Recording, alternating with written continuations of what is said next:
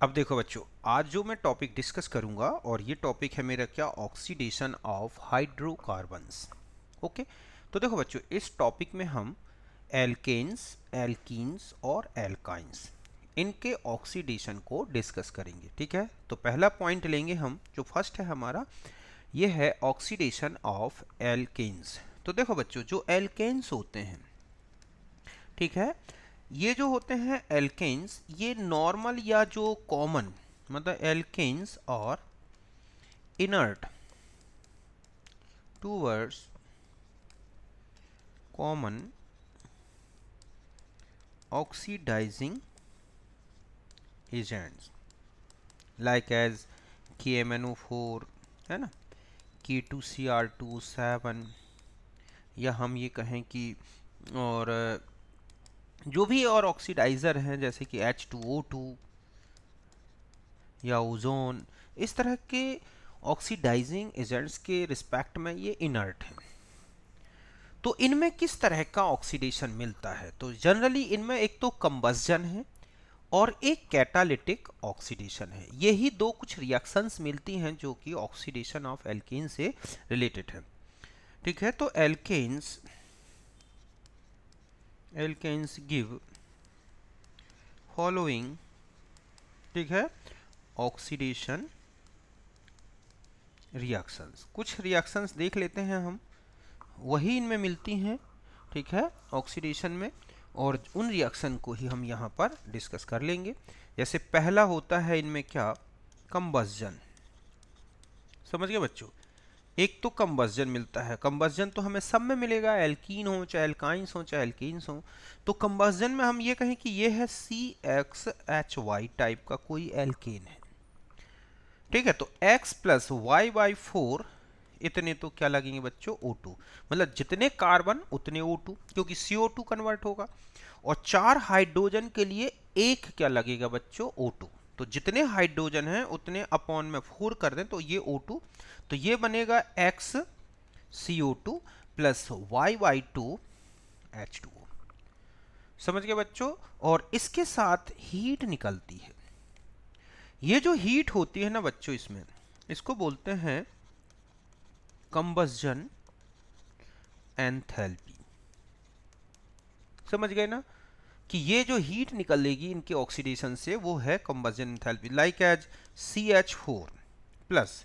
ठीक है, अब यहाँ पर X की वैल्यू और ये है, तो यहाँ पर आएगा बच्चों 2O2, तो गिव्स CO2 क्योंकि X की वैल्यू 1 है, प्लस और कितना हो जाएगा 2H2O प्लस। इसमें जो हीट निकलती है वो है 213 किलो कैलोरी पर मोल। तो combustion enthalpy means H standard C।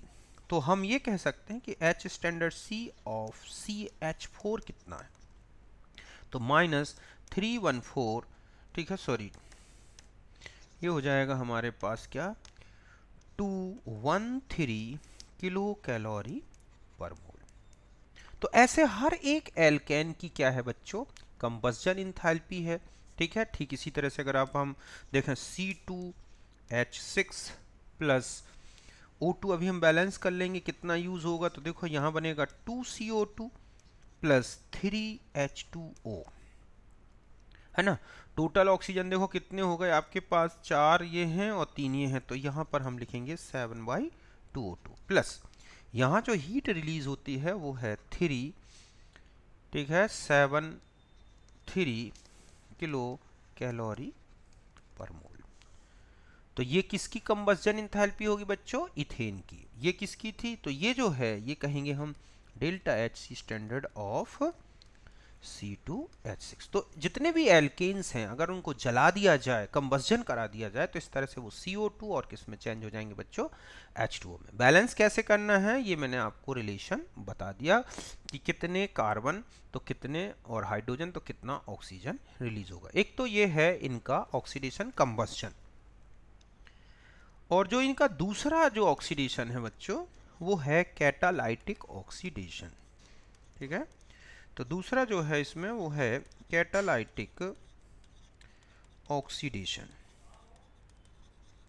Okay, तो कैटालिटिक ऑक्सीडेशन में कुछ रिएक्शंस हैं जिनमें एल्केन्स का कैटालिटिक ऑक्सीडेशन करा दिया जाए तो ये कुछ अलग ही कंपाउंड्स बनाते हैं। जैसे किसी में टर्मिनल RCH3 है और यहाँ पर मैग्नीज एसीटेट ले लिया गया हो, ठीक है, या सिल्वर ऑक्साइड लिया गया हो, या सिल्वर और प्लस O2 ली गई हो, तो इस तरह से RCOOH में चेंज होगा। एक तो ये है कैटालिटिक ऑक्सीडेशन, ठीक है। इसी तरह से दूसरा है कि अगर टर्सरी हाइड्रोजन रखता है कोई भी एल्केन और यहाँ पर KMnO4 ले लिया जाए, ठीक है, कि KMnO4 से हम देखें तो ये ऑक्सीडाइज्ड कर देता है यहाँ पर टर्सरी अल्कोहल में। किस में ऑक्सीडाइज्ड हो जाएगा? ये टर्सरी अल्कोहल में। इस तरह से ये है टर्सरी अल्कोहल।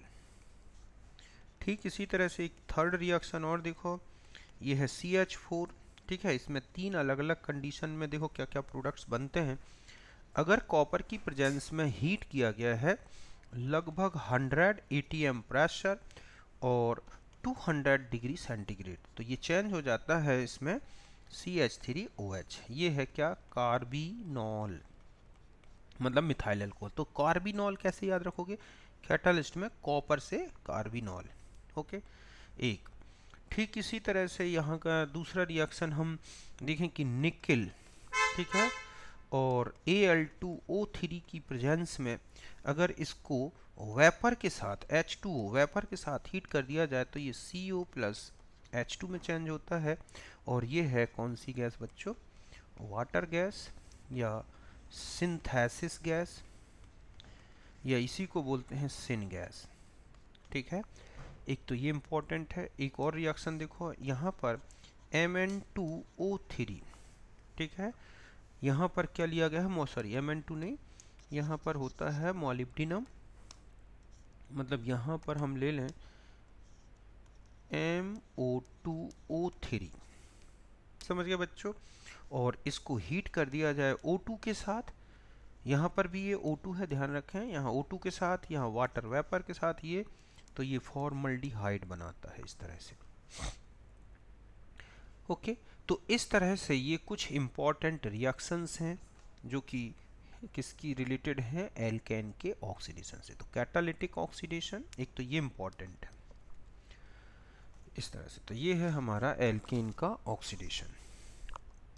अब हम आते हैं, बस इतना ही एल्केन में ऑक्सीडेशन में मिलता है, बाकी आगे नहीं है इसमें। फिर है oxidation of alkenes, okay. Alkenes के ऑक्सीडेशन में हम देखते हैं कौन कौन सी रिएक्शंस रिलेटेड हैं। जैसा पहला है हाइड्रोक्सिलेशन, समझ गए बच्चों। अब नेक्स्ट इसमें हम आ जाते हैं एल्कीन के ऑक्सीडेशन में, और ये है हाइड्रोक्सिलेशन। हाइड्रोक्सिलेशन में इसमें एक रिएक्शन है और वो है हमारा क्या? वेयर रिएजेंट, या हम इसी से कह सकते हैं KMnO4 1% प्लस KOH एक्वस, इसको बोला जाता है वेयर रिएजेंट। समझ गए बच्चों कि वेयर रिएजेंट से क्या रिएक्शन होती है एल्कीन की। तो पहले ही बता दूं कि KMnO4, समझ गए ना, ये है प्लस H2O, इनकी रिएक्शन से बनता है यहाँ पर KOH 2 मोल प्लस 2MnO2, तो 2K हो गए, 2H हो गए, 2MnO2 हो गए, ठीक है। 4 8 और 1 9 9 में से ये हो गए 4, और ये है और 2 6 और 3O। और ये जो H2O है, ये जो ऑक्सीजन लिबरेट हुई है, समझ गए बच्चों, ये पूरा जो सॉल्यूशन होता है, मतलब ये जो सॉल्यूशन होता है इसका, ये कैसा होता है बच्चों? पिंक कलर का, पिंक या फिर डार्क कलर का होता है। तो इस रिएक्शन का जो यूज़ है ना, समझ गए ना, एल्कीन की इस रिएक्शन का यूज़ अनसैचुरेशन में भी किया जाता है, मतलब है कि पिंक या, ठीक है। तो और यहाँ पर जब रिएक्शन होती है कि ये है alkene double bond CH2 plus H2O और प्लस क्या O, तो यहाँ पर बनता है CH2OH CH2OH। इस तरह से यहाँ पर क्या हो रहा है, हाइड्रोक्सिलेशन। इस तरह से ये जो बना ये है ग्लाइकॉल, और यहाँ पर सॉल्यूशन क्या हो जाता है बच्चों, सॉल्यूशन कलरलेस। समझ गए ना कि इस तरह से जो पूरा सॉल्यूशन था KMnO4 का, बल्कि मैं ये कहूँ कि ये डार्क वॉयलेट सा दिखता है, बल्कि वॉयलेट रखें याद कि ये होता है वॉयलेट, ठीक है। और जैसे ही आपने देखा कि एल्कीन के साथ इसकी रिएक्शन होती है तो ये कलरलेस होता है, ये बनता है, ठीक है, ग्लाइकॉल।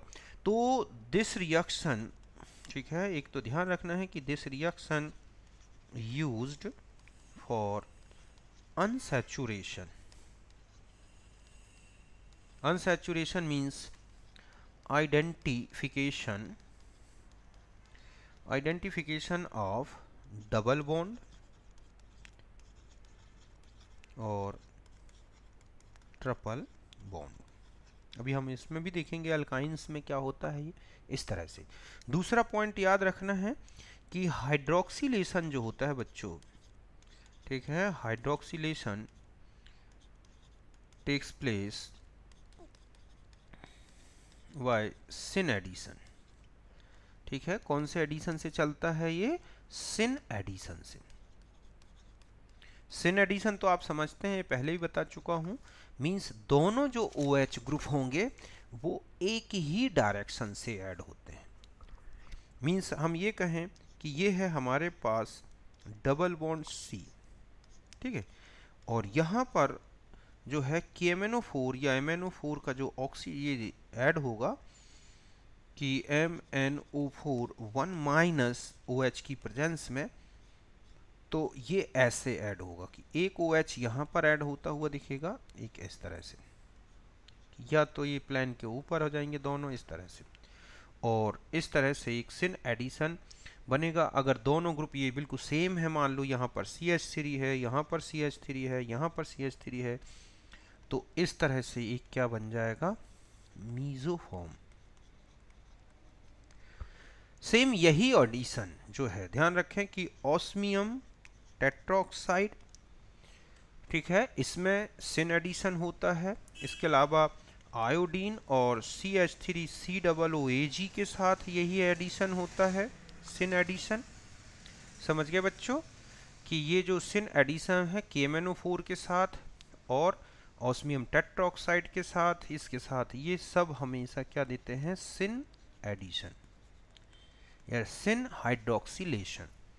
और आप जानते हैं कि सिस एल्कीन सिन एडिशन तो मीसोफॉर्म, और ट्रांस एल्कीन सिन एडिशन तो रेसिमिक। ये हम पहले ऑलरेडी डिस्कस कर चुके हैं। तो ये है हाइड्रोक्सिलेशन, मींस KMnO4 या वेयर रिएजेंट के साथ ऑक्सीडेशन, जिसमें डबल बॉन्ड का हाइड्रोक्सिलेशन हो जाता है। एक और है, बता दूं मैं, एक एंटी हाइड्रोक्सिलेशन भी होता है बच्चों, ठीक है। एंटी हाइड्रोक्सिलेशन जो होता है विद, ये होता है RCO3H, इनको बोलते हैं पर, ठीक है, जो है पर कार्बोक्सिलिक एसिड, जो भी पर बेंजोइक एसिड, पर एस्टिक एसिड, इस तरह से होते हैं। एक तो इसके साथ होता है, या फिर H2O2 और फॉर्मिक एसिड के साथ भी यही एडिशन मिलता है हमें। समझ गए ना, एंटी एडिशन। इसके साथ साथ ये anti addition Ag2 plus O2 के साथ भी यही इसी तरह का सिन एडिशन, ट्रांस एडिशन होता है, एंटी एडिशन, ठीक है। जैसे अब आप देखोगे कि ये है CH2 और ये है क्या बच्चों, CH2, यहाँ पर H2O प्लस O, और यहाँ पर अगर आपको लिखा है क्या, H2O2 एंड फॉर्मिक एसिड, या लिखा है C6H5CO3H, तो यहाँ पर जो एक एडिशन होगा, समझ गए ना, इसमें भी हाइड्रोक्सिलेशन ही होता है, लेकिन यहाँ पर अगर मैं ये कहूँ कि ये है CH2, ये है CH2, तो हम एक OH ऐसा ऐड दिखाई देंगे, तो ये एक OH ऐसा। मीन्स अगर हम यहाँ पर एक ऐसी एल्कीन लें और यही रिएक्शन कंडीशन आपको बता दी गई है, ठीक है बच्चों, तो आपको इस तरह का एडिशन दिखाना है कि यहाँ एक OH ऐसा है तो एक OH ऐसा है, जबकि यहाँ पर ऑस्मियम टेट्राऑक्साइड या KMnO4 मतलब वियर रिएजेंट लिखा है, तो यही ऑक्सीडेशन कैसा होगा, इस तरह से सिन होता है। तो ये क्या कहलाएगा, एंटी हाइड्रोक्सिलेशन। क्या है ये, एंटी हाइड्रोक्सिलेशन। तो इसमें से, और आप जानते हैं कि सिस टी ट्रांस, ठीक है, एडिशन, तो रेसमिक मिक्सचर, सॉरी, ठीक है, तो यहां पर अगर हम आ जाएं कि सी ए एंटी एडिशन तो रेसमिक मिक्सचर, ट्रांस एंटी तो मीजो। ये याद रखना है जब इनमें एडिशन करा रहे हो, ठीक है। और ये बता दूं कि जो ये होते हैं परऑक्सी एसिड, परऑक्सी एसिड्स, ठीक है, oxidised more substituted double bond. समझ गए बच्चों, किसको सब्स्टिट्यूट अटैक करते हैं, मोर सब्स्टिट्यूटेड डबल बॉन्ड को। मींस अगर मैं ये कहूं कि ये है सी, ठीक है, और यहाँ पर ये है, और आपने यहाँ पर किसकी रिएक्शन करा रहे हैं कि पर बेंजोइक एसिड से आप इसका ऑक्सीडेशन करा रहे हैं, कि यहाँ लिखा है C6H5CO3H, तो आप देखोगे कि ये जो कार्बन है ये वाला, ठीक है, यहाँ पर, और H2O ये है, तो यहाँ पर ऑक्सीडेशन होगा। इस डबल बॉन्ड में ज़्यादा इफेक्ट नहीं पड़ेगा। इसमें अगर इस रिएक्शन में अगर हम लेते हैं RCH डबल बॉन्ड CHR, और यहाँ पर लिखा है Ag, समझ गए बच्चों, और O2 और 300 डिग्री सेंटीग्रेड में, तो ध्यान रखें कि पहले इसमें एक इपो ऑक्साइड बनता है इस तरह का। ये क्या है बच्चों, इपो ऑक्साइड। ये भी स्टेबल है। अगर इसमें एसिड की रिएक्शन कराई जाए, फिर वाटर की रिएक्शन एसिड की प्रेजेंस में, तो ये जो H2O है ना, वो ट्रांसपोजिशन से अटैक करेगा। तो ऐसे में क्या होगा कि ये H है, तो सपोज यहां OH आ जाएगा, तो एक OH ऐसा जुड़ा दिखेगा आपको, समझ गए ना। और इस तरह से ये एंटी हाइड्रोक्सिलेशन होता है, ये है। हालांकि परबेंजोइक एसिड भी यूज किए जाएं तो पहले इसी तरह का इपो ऑक्साइड बनता है जो वाटर मीडियम में हाइड्रोलाइज्ड हो जाता है। इस रिएक्शन का नेम है बच्चों, ये एक रिएक्शन कहलाती है, ठीक है, ये कहलाती है प्रिलिस-चाउ रिएक्शन। क्या कहलाती है ये, प्रिलिस-चाउ रिएक्शन, प्रिलिस-चाउ, ओके, ये है प्रिलिस-चाउ रिएक्शन, ये है इपो ऑक्साइड का बनना और फिर उसमें एक एंटी हाइड्रोक्सिलेशन होना। तो यहां तक आप समझ गए होंगे कि ये है हाइड्रोक्सिलेशन ऑक्सीडेशन रिएक्शन है। किससे रिलेटेड है बच्चों, ऑक्सीडेशन से रिलेटेड है। तो इस तरह का हमें रिएक्शन बतानी। अब एक रिएक्शन एक सिंपल से इससे समझ के देखते हैं। जैसे यहाँ डबल बॉन्ड है, ठीक है, मैंने यहाँ लिख दिया KMnO4, ठीक है बच्चों, यहाँ लिख दिया ऑस्मियम टेट्राऑक्साइड, यहाँ लिखा है I2CH3COOAg, ठीक है, यहाँ लिखा है C6H5COOH, ओके, और यहाँ पे लिखा है Ag2O। तो देखो यहाँ पर आपको क्या करा देना है, KMnO4 है तो आप इस तरह से OH, इस तरह से OH, ठीक है, इसकी प्रेजेंस में भी वही बनेगा। समझ गए बच्चों, क्या बनेगा इसकी प्रेजेंस में भी, हाइड्रोक्सिलेशन सिस ही होगा ऐसा। यहां पर भी यही होगा ऐसे। लेकिन यहां पर अगर आप देखोगे तो पहले आपका इस तरह से इपो ऑक्साइड बनता हुआ दिखेगा ऐसे, और अगर यहां पर H2O और एसिड लिखा है तब फिर आप आगे यहां पर इनका एंटी एडिशन करा देना है इस तरह से। इसमें भी यही सेम प्रोडक्ट बनेगा। तो ये सब हाइड्रोक्सिलेशन से रिलेटेड है। तो एक तो हो गया हाइड्रोक्सिलेशन। दूसरा ऑक्सीडेशन में इसी में आते हैं एल्कीन का, वो है ओजोनोलाइसिस। क्या बनाता हूँ, बताता हूँ बच्चों, ओजोनोलाइसिस। ठीक है, तो इसमें जो फर्स्ट प्रोडक्ट बनता है वो है ओजोनाइड। क्या बनेगा, ओजोनाइड। फिर आगे और जब ये क्लीवेज होगा इसका, ठीक है, तब ये बनते हैं कार्बोनाइल कंपाउंड। समझ गए बच्चों, क्या बनते हैं, कार्बोनाइल कंपाउंड। देखो मतलब यहां पर ये है डबल बॉन्ड, समझ गए बच्चों, यहां आया O3, तब एक कुछ समय के लिए इस तरह का एक कंपाउंड बनेगा एल्कीन के साथ। ये क्या है बच्चों, ओजोनाइड। फिर ये ओजोनाइड अगर यहां पर आपको लिखा है Zn और H2O, यहां पर दो बता दूं मैं, ये है रिडक्टिव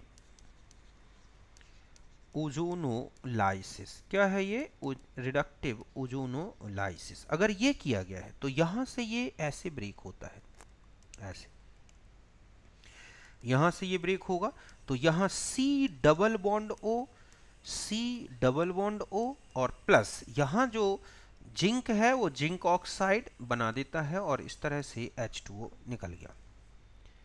तो यहां तक ये कार्बोनाइल कंपाउंड बनते हैं। क्या बनते हैं बच्चों, कार्बोनाइल कंपाउंड्स, इस तरह से। ये कहलाता है रिडक्टिव ओजोनोलाइसिस। तो देखो सिंपली मैं हम यहां बता दूं कि अगर टर्मिनल CH2 है, ओजोनोलाइसिस किया गया है, यहां लिखा है Zn और H2O, तो आपको इसको कन्वर्ट कर देना है फॉर्मल्डिहाइड में। अगर यहां लिखा है CHR और आपको ओजोनोलाइसिस दिया गया है, तो यहां बनाना है आपको RCHO, और यहां पर Cr2 लिखा है, ओजोनोलाइसिस सेम इसी कंडीशन में है, तो यहां बनाना है RCO। ये एक इंपॉर्टेंट रिलेशन है जिसके बेस पर आप किसी भी एल्कीन के प्रोडक्ट्स बता सकते हैं। देखो मैंने लिखा यहां पर CH3, ठीक है, CH3 double bond CH and CH3, और एक लिखा है CH3 CH double bond CH2, यहां लिख दिया O3 H2O और Zn। ठीक इसी तरह से यहां पर भी H2O और Zn। तो देखो जहां आपको ऐसा लगता है कि ये जो है डबल बॉन्ड है, वहीं से ब्रेक कर दो। और बिल्कुल बस ऊपर का ये कॉन्सेप्ट याद रखना है आपको कि CH2 को CH2O में, मतलब जहां से आप डबल बॉन्ड काट रहे हैं बस उन दोनों कार्बन में ऑक्सीजन ऐड कर दो। तो यहां क्या बन जाएगा, देखो CH3 double bond O plus यहां पे भी double bond O C CH3, ketone बन गया एसिटल्डिहाइड। इसमें आओगे तो CH3 CHO प्लस CH2। समझ गए ना कि इस तरह से प्रोडक्ट्स बनते हैं।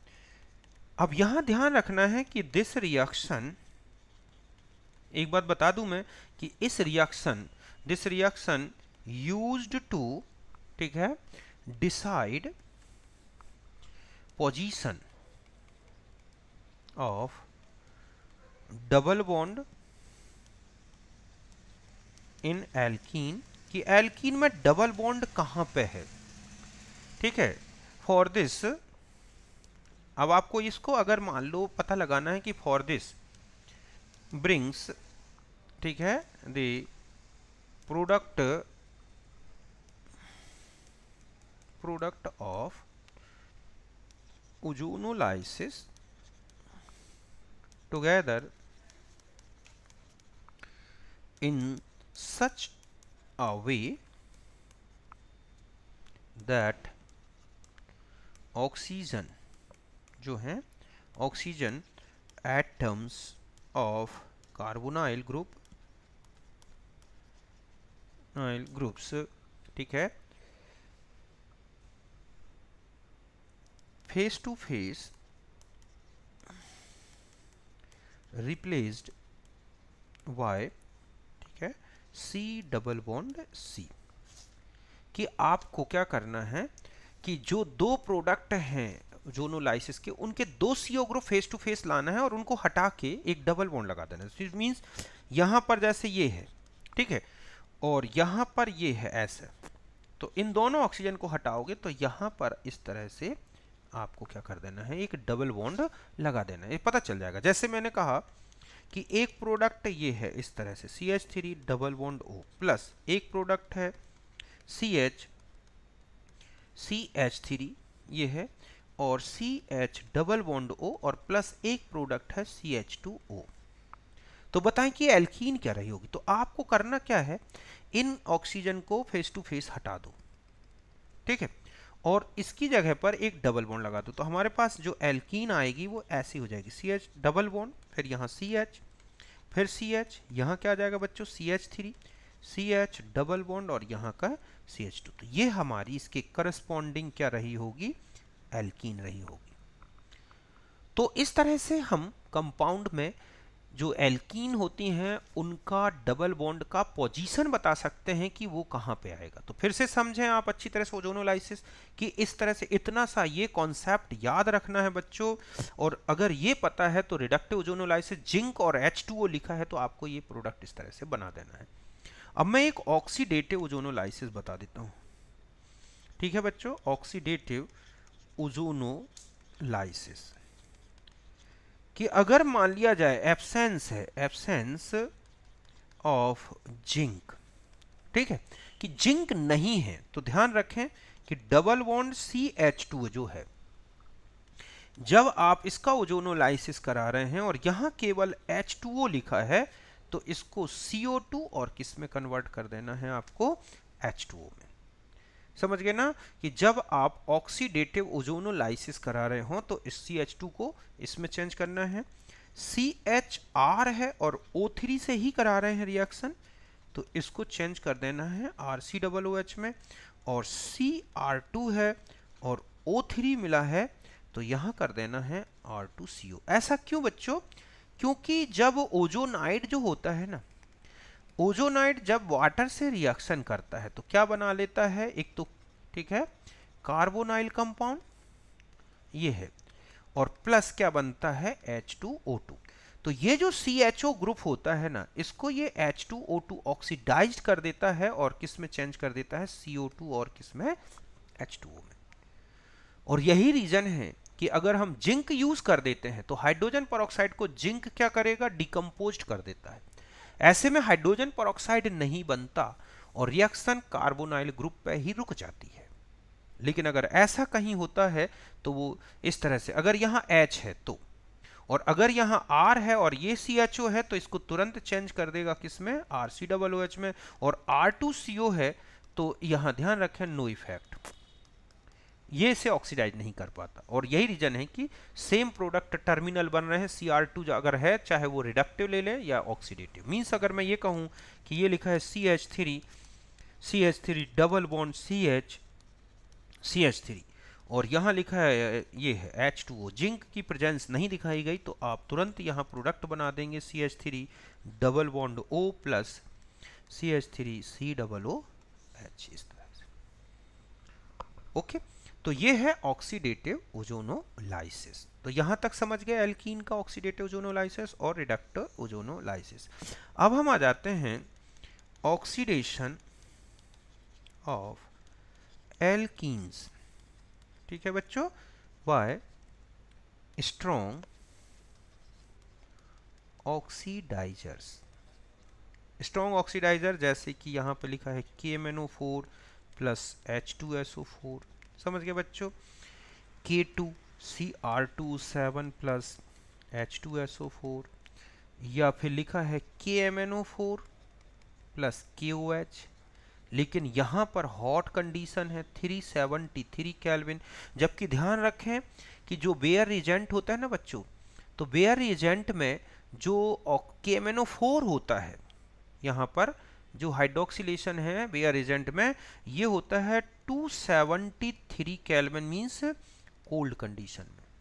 समझ गए ना कि अगर KMnO4 KOH और 273 केल्विन लिखा है तो आप ध्यान रखें हाइड्रोक्सिलेशन कराना है। और अगर यही कंडीशन किसके साथ लिख दी गई है, KMnO4 ठीक है और KOH लेकिन हॉट 373, तो यहां ध्यान रखना है कि एल्कीन में अगर CH2 ग्रुप है, यहां पर लिखा है KMnO4 ठीक है प्लस KOH और 373 केल्विन, या लिखा है KMnO4 प्लस H2SO4, या लिखा है K2Cr2O7 प्लस H2SO4, तो ध्यान रखें इसका चेंज हो जाएगा CO2 और किसमें, H2O में। अगर लिखा है CHR और यहाँ पर ऑक्सीडेशन हो रहा है, यही कंडीशन यूज है, तो ये कन्वर्ट होगा RCOOH में। समझ गए बच्चों? इस तरह से जब हम किसका ऑक्सीडेशन करा रहे हैं, किसी स्ट्रॉन्ग ऑक्सीडाइजर से, एल्कीन का, और अगर मान लिया जाए कि आपको लिखा है Cr2 और यही ऑक्सीडेशन है इन्हीं की कंडीशन में, तो ये कन्वर्ट होगा R2CO में। जब हम क्या करें, स्ट्रॉन्ग ऑक्सीडेशन करा रहे हैं किसके थ्रू, एक स्ट्रॉन्ग ऑक्सीडाइजर के थ्रू। तो यहाँ तक बात क्लियर है। अब देखो हम कुछ प्रोडक्ट्स बना के देखते हैं इसी बेस पे, तो फिर से समझें, आप अच्छी तरह से देख लो इस रिएक्शन को कि अगर स्ट्रॉन्ग ऑक्सीडाइजर यूज किए गए हैं तो क्या करना है। तो इसना जैसे मैंने कहा CH3 CH double bond CH2 और यहाँ O, यही ऑक्सीडाइजर दे रखे हैं, तो आप तुरंत इसको कन्वर्ट कर दोगे CH3 COOH प्लस CO2 और प्लस क्या बच्चों, H2। मैंने कहा CH3 होल थ्राइस CH3 और यहाँ पर O है, ऑक्सीडाइजर यही है, तो आप लिखेंगे whole twice C double bond O plus CH3 COOH। तो इस तरह से जब आप स्ट्रॉन्ग ऑक्सीडाइजर का यूज कर रहे हैं तो ये रिएक्शन ध्यान रखना। कई बार एक बार ऐसी भी रिएक्शन दे रखी होती है, मैं अलग से समझा दूं। एक यहाँ पे लिखा है CH3, ठीक है, यहाँ पहले लिखा होता है KMnO4, ठीक है, यहाँ लिखा है A, फिर यहाँ पे लिखा है NaIO4 और फिर लिखा है B। तो ध्यान से सुने बच्चों, यहाँ पर KOH, ठीक है, तो यहाँ पर करना क्या है कि पहले यहाँ पर आपको हाइड्रोक्सिलेशन करा देना है ऐसे, और यहाँ पर NiO4 है तो यहाँ पर आयोडिक ऑक्सीडेशन कराना है। और आप जानते हैं कि परायोडिक ऑक्सीडेशन में जो क्या होता है, सेकेंडरी अल्कोहलिक ग्रुप वो किस में चेंज हो जाता है, CHO में, तो यहाँ हो जाएगा 2 मोल क्या बन जाएंगे, इस तरह से CHO ग्रुप बन जाएंगे। इस रिएजेंट को, किसको, KMnO4 प्लस NaIO4, इस रिएजेंट को बोला जाता है ल्यूमिएक्स रिएजेंट। क्या बोलते हैं, ल्यूमिएक्स रिएजेंट, इस तरह से। तो ये रिएजेंट की प्रेजेंस में कुछ एक अलग ही टाइप की रिएक्शन, तो यहां पर जो B होगा वो ये है। यहां तक अच्छी तरह से समझ गए? तो ये है स्ट्रॉन्ग ऑक्सीडाइजर के मीडियम में इसका एल्कीन का ऑक्सीडेशन। तो यहां तक आप अच्छी तरह समझ गए होंगे। अब हम आ जाते हैं दूसरा, देखो पहला एल्केन बता दिया मैंने, दूसरा है एल्कीन। अब हम तीसरा आते हैं, ठीक है बच्चों, ये है ऑक्सीडेशन ऑफ एल्काइंस। क्या है, ऑक्सीडेशन ऑफ एल्काइंस। इसको भी हम एक एक करके लेते हैं। जैसे पहला है ऑक्सीडेशन वाई, ठीक है, वेयर रिएजेंट। समझ गए बच्चों, कौन से रिएजेंट से, वेयर रिएजेंट, जो अभी आपने ऊपर देखा है। तो यहां पर ये ध्यान रखना है, ट्रिपल बॉन्ड CH है, वेयर रिएजेंट से कराएंगे तो बनेगा ये किसमें, CHO। ट्रिपल बॉन्ड Cr है, अगर वेयर रिएजेंट से ऑक्सीडेशन करा रहे हैं, मतलब यहाँ पर लिखा है MnO4 OH माइनस 273 केल्विन, यही, तो इसको कन्वर्ट कर देना है इस तरह से। ऐसा क्यों होता है बच्चों, देखो मैं बता दूं कि जब C ट्रिपल बॉन्ड C हो और जब हम वेयर रिएजेंट की प्रेजेंस में, ठीक है, ऑक्सीडेशन कराते हैं, तो इसका डबल हाइड्रोक्सिलेशन होगा, क्योंकि डबल बॉन्ड है। समझ गए ना? अब जब डबल हाइड्रोक्सिलेशन है तो हम जानते हैं ये स्टेबल नहीं है, तो एक H2O निकल जाएगा, तो ये C डबल बॉन्ड हो जाएगा, ये C डबल बॉन्ड हो जाएगा। और यही रीजन है कि CH हो या CR हो, वहां पर क्या आ जाता है, CO। मीन्स अब यहां देखो आप, जैसे लिखा है CH3, ठीक है, और यहां पर आपको दे दिया गया क्या कि C ट्रिपल बॉन्ड CH, ठीक है, और यहां पर आप ऑक्सीडेशन करा रहे हैं, यहां लिख दिया मैंने MnO4 और OH 273 केल्विन। तो आप इसको कन्वर्ट कर देंगे CH3CO और यहाँ क्या बन जाएगा बच्चों, CHO, पायरोवेल्डिहाइड। इस तरह से कि जो ट्रिपल बॉन्ड था उसको आपने किस में कन्वर्ट कर दिया, इस तरह से पायरोवेल्डिहाइड में, कि CHO का किस में कन्वर्जन हो गया, इस तरह से एक CHO में, और इस ट्रिपल बॉन्ड का हो गया CO में। तो यहाँ अच्छी तरह से समझ गए ना आप कि इस तरह से अगर वेयर रिएजेंट की प्रेजेंस में ऑक्सीडेशन आपसे पूछा गया है तो ये ध्यान रखना है, ऑक्सीडेशन बाय KMnO4, तो CH का, ठीक है, KMnO4 का, इस तरह से 2 मिनट रुक जाना। तो यहाँ पर हो गया वेयर रिएजेंट की प्रेजेंस में ऑक्सीडेशन करा रहे हैं तो CH का, 2 मिनट बच्चों है ना, मैं अच्छी तरह से एक बार से बता देता हूँ। ये है कि इसमें हमें वेयर रिएजेंट का, 2 मिनट, यहाँ पर थोड़ा सा गड़बड़ बता दिया शायद मैंने, CH है ना बच्चों, तो इसको बदल देना है, सॉरी, COOH में। किस में बदलना है, COOH में, सॉरी, हमें CH का COOH बना देना है, और CR जो है, समझ गए ना, इस तरह से। तो CR का क्या हो जाता है बच्चों, यहाँ पर CR हो गया, किसकी प्रेजेंस में करा रहे हैं ना, वेयर रिएजेंट, है ना, तो CR का हो जाएगा CO, ये तो बिल्कुल सही है, और CH का COOH, इस तरह से। ऐसा इसलिए होता है बच्चों क्योंकि अगर आप एक टर्मिनल CHO आएगा तो ये CHO काफ़ी स्ट्रॉन्ग रिड्यूसर होता है, इसीलिए वो इस तरह से चेंज हो जाएगा। तो इसका मतलब है कि यहाँ पर हमें क्या मिलेगा, देखो यहाँ मिल जाएगा हमें COOH, तो ये बनेगा हमारा पायरुविक एसिड। क्या बन जाएगा, ये है पायरुविक एसिड। समझ गए ना कि जब हम वेयर रिएजेंट से कराएंगे तो CH का COOH और CR का CO कर देना है। इस तरह से आपको पायरुविक एसिड बनेगा। अब मान लिया जाए कि आपको ये दे दिया जाए CH और ये है O, समझ गए बच्चों, और यहाँ लिखा है MnO4 1- और यहाँ क्या है OH 273 केल्विन। तो दोनों C को आप किस में चेंज कर दें, इस तरह से ऑक्सालिक एसिड में चेंज हो गया। समझ गए ना कि CH ट्रिपल बॉन्ड CH का जो है इस तरह से। तो वेयर रिएजेंट से फिर से समझ लें कि जब आप वेयर रिएजेंट से कर रहे हैं तो CH को COOH में और C को RCO में। इस तरह से आपको 2 कंपाउंड मैंने ऑक्सीडाइज्ड करके बता दिए। एक पहला समझ में आ गया अच्छी तरह से। एक अब हम आ जाते हैं ओजोनो, या पहले मैं एक और है उससे बता दूं, स्ट्रॉन्ग ऑक्सीडाइजिंग मीडियम में। किसमें बच्चों, स्ट्रॉन्ग ऑक्सीडाइजिंग मीडियम।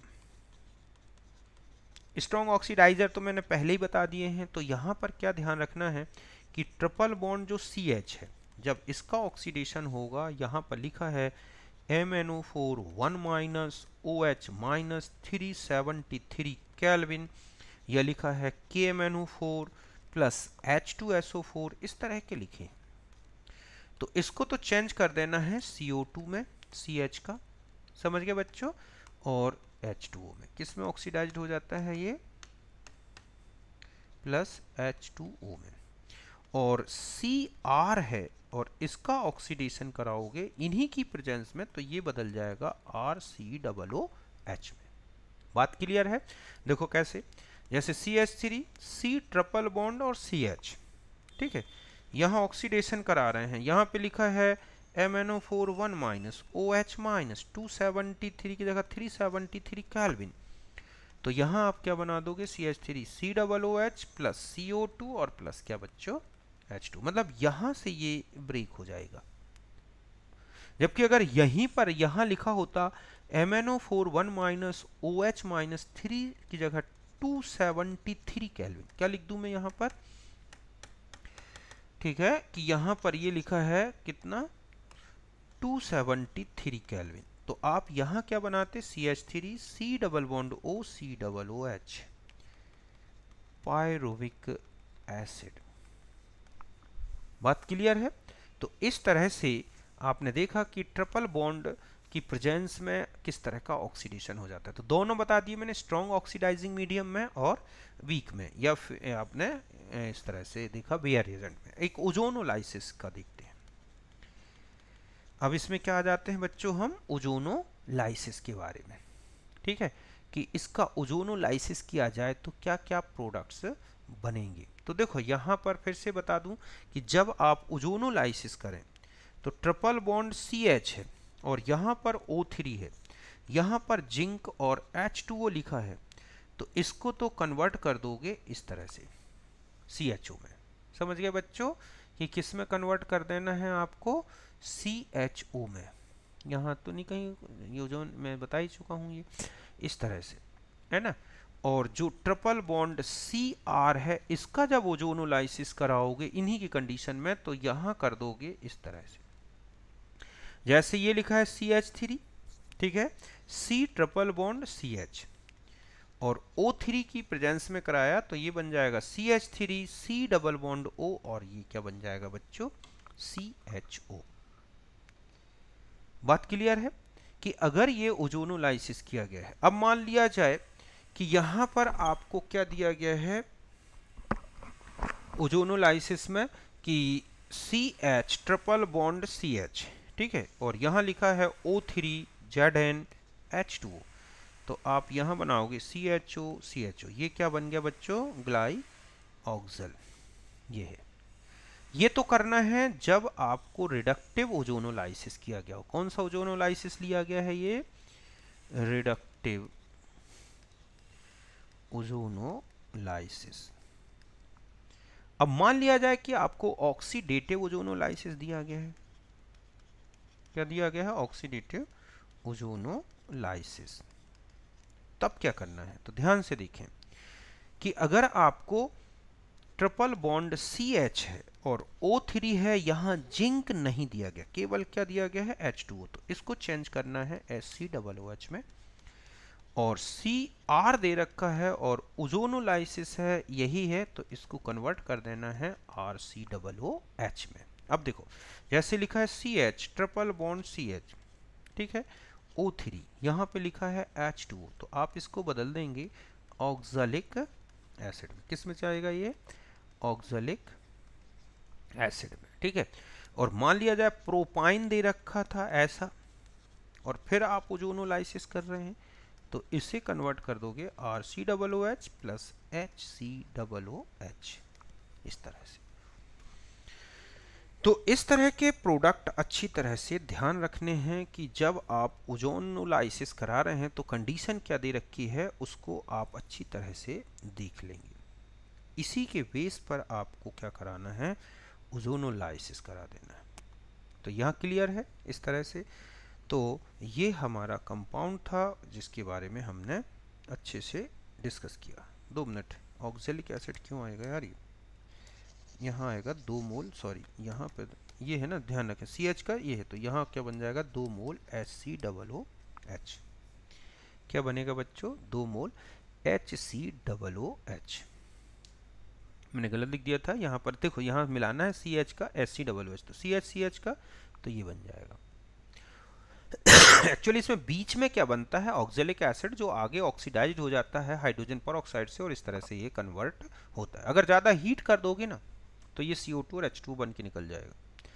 तो ये था हमारा ओजोनोलाइसिस तीनों का, मतलब एल्कीन का और एल्काइन का दोनों ओजोनोलाइसिस। एक और बता दूं, अगर मान लिया जाए एरोमेटिक कंपाउंड लिखे हैं, समझ गए बच्चों, और एरोमेटिक कंपाउंड्स का ओजोनोलाइसिस पूछ लिया जाए आपसे कि इनके प्रोडक्ट्स बताओ ओजोनोलाइसिस के, तो आपको इनके प्रोडक्ट्स कैसे ध्यान रखने हैं। तो देखो अगर आप बेंजीन में चले जाएं, है ना बच्चों, तो यहाँ पर ये है बेंजीन, आप ऐसे लिख सकते हो ना इसको, CH double bond CH, CH double bond CH, CH double bond CH। तो अब मैं बता दूं कि जब आप ओजोनोलाइसिस कराओगे तो जहां जहां डबल बॉन्ड है ना उसको ब्रेक कर दो ऐसे।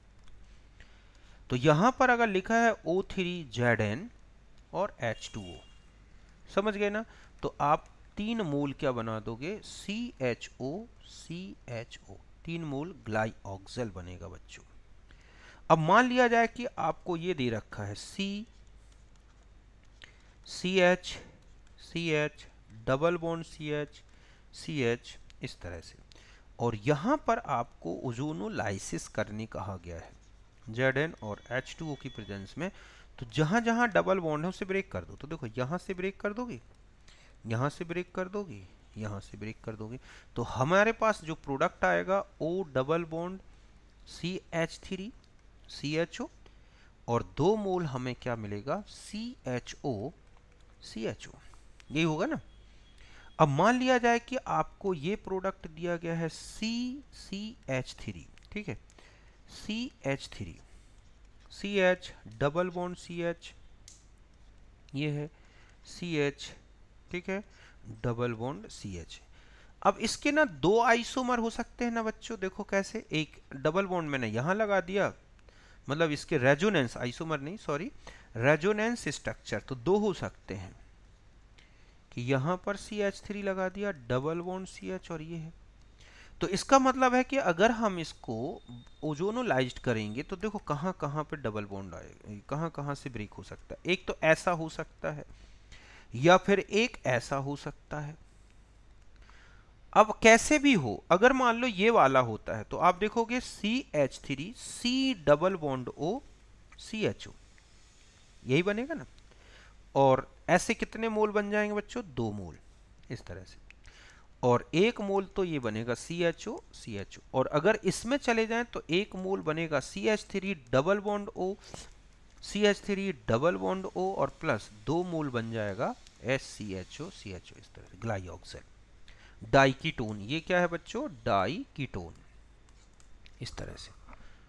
तो हमें क्या दिया गया है उसी हिसाब से हमें प्रोडक्ट की फॉर्मेशन करनी है। सपोज आपको ये दे दिया मैंने कि इसका ओजोनोलाइसिस कराओ O3 और Zn से, तो क्या प्रोडक्ट बनेगा, डबल बॉन्ड O ऐसे, और यहां पर डबल बॉन्ड OH, ठीक है। ठीक इसी तरह से मान लिया जाए कि आपको ये कंपाउंड दे रखा है इस तरह से, ऐसे ओजोनोलाइसिस करनी है Zn की प्रेजेंस में और H2O से, तो यहां डबल बॉन्ड, समझ गए बच्चों, और आपके पास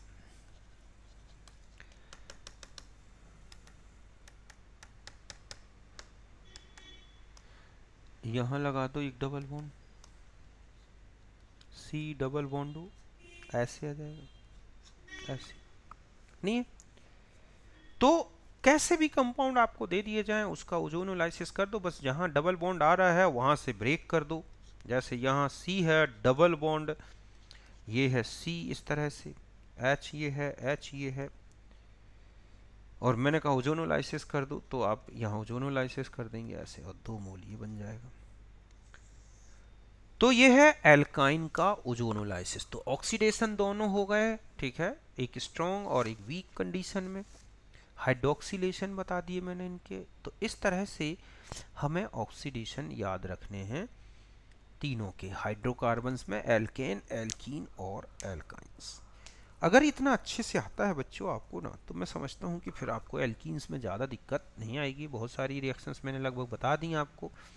ओके, तो अब हम मिलेंगे नेक्स्ट में। ओके, तो अब तब तक के लिए बाय बच्चों।